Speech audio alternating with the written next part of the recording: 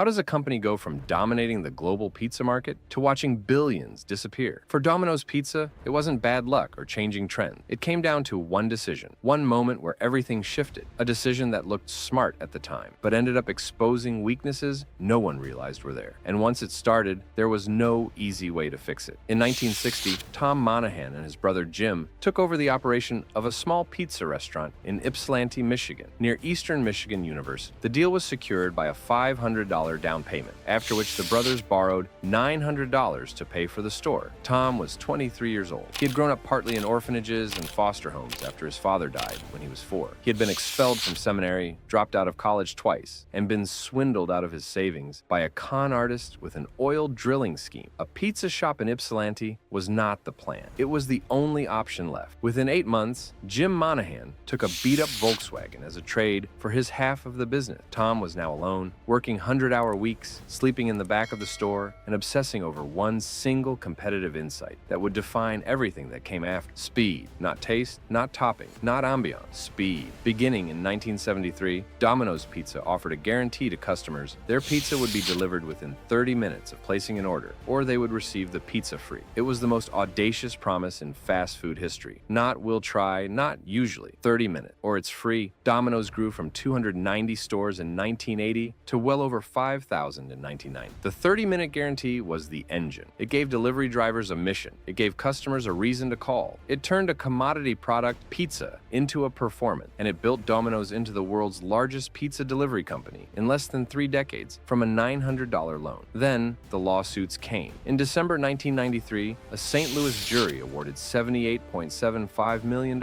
in a lawsuit filed by a woman injured in a collision with a Domino's delivery vehicle, citing the guarantee as encouraging reckless driving. This landmark case prompted the company to discontinue the policy nationwide. The 30-minute guarantee was gone. The identity that had built Domino's was legally dead. Without its founding promise, Domino's drifted through the late 1990s. Same-store sales at domestic locations fell a total of 10% between 2006 and 2008. Customers were deserting the brand for fresher, better-tasting alternatives. Focus groups were calling the crust cardboard, the sauce bland, the cheese artificial. Everything that had made Domino's convenient was still there. Everything that was supposed to make it worth eating was not. By 2008, the stock was trading at $4 a share. The company that had built an empire on a promise was running out of time to make a new one. In 2009, a Domino's executive named Patrick Doyle did something no CEO of a major American brand had ever done publicly before. He admitted the product was terrible. Printouts of customers' negative reviews were posted all around the offices in Ann Arbor so that no employee could be under any illusions. Boring, artificial imitation of what pizza can be, said one note. Crust seemed lacking, read another. Doyle asked his corporate chefs to remake the company's core product from scratch. The executive kitchen staff tried 10 new crust types. They created 15 different sauces. They reviewed dozens of new cheeses before they got it right. In December 2009, Domino's released a branded documentary video addressing their pizza quality in a brutally honest way. Ominous music swelled as real customer comments filled the screen. Gripes like the crust seemed lacking and mass-produced, boring, bland pizza built up to the crescendo of all complaints. Microwave pizza is far superior. Then Doyle looked directly into the camera and said, "There comes a time to make a change." It was a complete demolition of 50 years of brand mythology. Domino's was publicly saying, "We know we've been bad. We know you stopped trusting us. Here is what we did about it." At the end of Q1 2010, a few months after the launch of the new campaign, the chain posted sales numbers that experienced a 14.3% increase, one of the highest ever revenue jumps for a fast food chain. The company's stock rose 130% from December 2009 to December 2010, but Doyle knew that better pizza alone wouldn't sustain what he was building. The real transformation was happening in technology. Domino's shifted to a single point of sale system that it owned and operated. Doyle challenged his tech team to make it possible for people to order pizza at a stoplight. They did it. You could order via Twitter, Samsung Smart TV, Apple Watch, Amazon Echo, Facebook Messenger, a zero-click app, a pizza emoji sent to Domino's Twitter account. Domino's system sales nearly doubled during Doyle's tenure, from $3.1 billion in 2009 to $5.9 billion in 2017. The company's stock, which was trading below $10 a share, rose well above $200. By the time Doyle retired in 2018, Domino's had outperformed Google in stock returns over the prior decade. A pizza company built in Ypsilanti, Michigan, from a $900 loan. It was the greatest corporate comeback in the history of fast food, and it was built on one very specific strategic foundation: the belief that Domino's owned delivery, that it was better at getting food to your door than anyone else alive, that no competitor, no app, no aggregator could take that away. That belief was about to be tested, and it would fail the test. While Domino's was celebrating its own dominance, something was happening in the market. market that the company's leadership either didn't see clearly enough or refused to accept. DoorDash launched in 2013, Uber Eats in 2014. Grubhub was already operating and growing. By 2018, these platforms were not a curiosity. They were a structural shift in how Americans ordered food. They were building enormous customer bases with sophisticated loyalty programs. They were capturing the customer relationship, the data, the ordering habits, the expectations, and making themselves the front door to food delivery in America. Every major fast food chain began partnering. McDonald's, Burger King, Taco Bell, Pizza Hut, Papa John's. Domino's said no. Domino's had resisted third-party providers, calling them its biggest competitors. Yet some of the chain's more direct competitors, notably Papa John's, had done well by using companies like DoorDash and Uber Eats. The logic from Domino's leadership was internally coherent. Domino's then CFO Stu Levy said on a call with analysts in 2021, "We struggle a little bit understanding the long-term economics in some of the aggregator businesses. In 60 years, we've never made $1 delivering a pizza. We make money on the product, but we don't make money on the delivery. So we're just not sure how others do it." It was a reasonable concern. Commissions from DoorDash and Uber Eats typically run between 15% and 30% per order. For a company operating on pizza margin, paying a third party nearly a third of each transaction was genuinely destructive to unit economics. But the logic had a fatal flaw. It assumed that customers who couldn't find Domino's on DoorDash would go directly to Domino's.com and order there instead. That the loyalty to the brand was stronger than the loyalty to the platform. That assumption was wrong. Domino's CEO Russell Weiner acknowledged to the Wall Street Journal that direct orders from pizza chains had stagnated, while those through delivery apps had accelerated over the pandemic. Third-party app loyalty programs also kept customers from ordering directly from Domino's. "It's a multi-billion-dollar marketplace that sells food and pizza," Weiner said. "We need to play in a big category like this." By the time Weiner said those words publicly, the damage had been accumulating for years. The third-party refusal was the strategic mistake, but it was the driver shortage that turned the strategy into a crisis. Domino's entire business model depended on one thing that no app could easily replicate: its own delivery drivers. Domino's executives blamed their struggles on delivery driver shortages and budget-conscious consumers wanting to avoid the extra fees and tips that come with delivery. This was not a new problem, but the pandemic supercharged it. Stimulus checks gave workers options. Gig economy platforms offered flexible alternatives, and the same apps that Domino's had refused to partner with, DoorDash and Uber Eats, were now directly competing with Domino's for the same pool of drivers. In April 2021, Domino's then CEO Rich Allison said the company was experiencing one of the most difficult staffing environments in a long time, adding, "The real pinch point is the drivers." The brand had seen a decrease in demand for delivered food in recent quarters, and its same-store sales grew by less than 1% in the last quarter of 2022. The math was brutal. Domino's had built its entire competitive advantage around speed and reliability of delivery. Its drivers were the product, and those drivers were now being pulled toward competitors who were offering more flexible hours, better app-based schedule, and the ability to work across multiple restaurants simultaneously. Between the third quarters of 2021 and 2023, Domino's same-store sales declined an average of 0.16%. By contrast, Pizza Hut's same-store sales averaged a 0.8% increase, a chain that had embraced third-party apps. The data was saying something unambiguous. Refusing the apps was costing Domino's customers, real dollar, in real time. In 2023, Domino's finally reversed course. Domino's and Uber Eats struck a partnership making Uber Eats Domino's exclusive third-party platform in the U.S. until at least 2024. The company that had called DoorDash and Uber Eats its biggest competitors was now paying them a commission on every order. The strategy that had been sold to investors as a competitive moat, the belief that owning delivery meant owning the customer, had been abandoned. Quietly, without a press release that said, "We were wrong," but unmistakably, definitively wrong. The company that had been one of the last major restaurant companies to jump on the third-party bandwagon said it expected to generate twice the sales through DoorDash as through Uber Eats, after eventually adding DoorDash as well. But the timeline mattered enormously. Every year that Domino's refused the apps was a year that DoorDash and Uber Eats were building customer loyalty, collecting ordering data, and training a generation of consumers to think of the apps, not Domino's.com, as the place you go when you want food delivered. Domino's had been losing share on a year-over-year basis through 2022 and through most of 2023. Those were customers who had a Domino's near their house, who might have ordered from Domino, but they opened DoorDash instead, found that Domino's wasn't there, and ordered from someone who was. Some of them never came back. The partnership with Uber Eats and then DoorDash helped. By the fourth quarter of 2024, the delivery company accounted for a meaningful portion of Domino's delivery business. Carry-out same-store sales rose 3.2%. The aggregator strategy was working, in the sense that it was better than what came before. But it was better than what came before because what came before had been a strategic error of the first order. The third-party problem was compounding against a second crisis that Domino's could not control: inflation and the collapse of consumer spending among its core customers. Same-store delivery sales declined 1.4% in the fourth quarter of 2024. Given that pricing increased 2.3%, that means customers ordered a lot fewer pizzas for delivery. The prices were higher. The orders were fewer. The math only worked in one direction. CEO Russell Weiner told analysts, "As we look ahead to 2025, we believe the combination of pressured consumer spending and a value-driven QSR marketplace will continue." Domino's had repeatedly identified its lower-income customers as the first to disappear when economic pressure mounted. These were the customers who had built Domino: the college students, the families ordering on a Friday night because it was cheaper than going out, the people for whom a $7.99 pizza delivered to the door was not a luxury but a reasonable choice. Those customers were now facing the compounding pressure of inflation,